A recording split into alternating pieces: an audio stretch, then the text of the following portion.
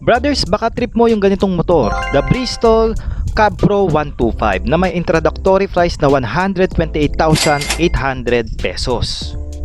Sa makina, meron nga itong 125cc, single cylinder, single overhead cam, dalawa yung valvula, and naka Bosch EFI na rin ito. Kaya nito mag-produce mga brothers ng 9.2 horsepower at 6,000 RPM at umaarangkada naman ito ng 10 Nm of torque at 6,000 RPM. 4-speed semi-automatic ang motorsiklo na ito at naka-air-cooled ang kanyang cooling system dahil sa kanyang compression ratio na 9.5:1.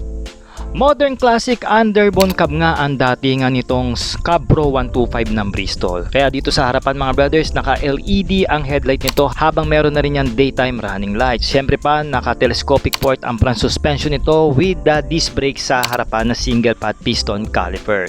80/90 naman ang goma nito na merong 17 inches alloy wheel mags. Retro style nga ang likod nito mga brothers at pinaiilaw ito ng LED taillight kasama ang kanyang turn lights, no? Naka 90/90 naman ang gulong natin dito sa likod at meron itong drum brake pagdating sa preno. Straight muffler naman ang meron tayo dito at syempre pa meron tayo ritong kadena na 13/38 ang kanyang mga ipin. In riding ergonomics mga brothers, may taas ang seat height nito ng 760mm. At huwag kayong mag-alala mga brothers, may upuan po yan para sa ating back ride, hindi lang sinama ng Bristol. At pagdating naman sa kanyang curb weight, may bigat ito na 115 kg at meron tank capacity na 3.8 liters. Ayon nga sa motor na ito, kaya nga nito makatipid mga brothers ng 50 km per liter pagdating sa kanyang fuel consumption na magdidepende pa sa inyo yan.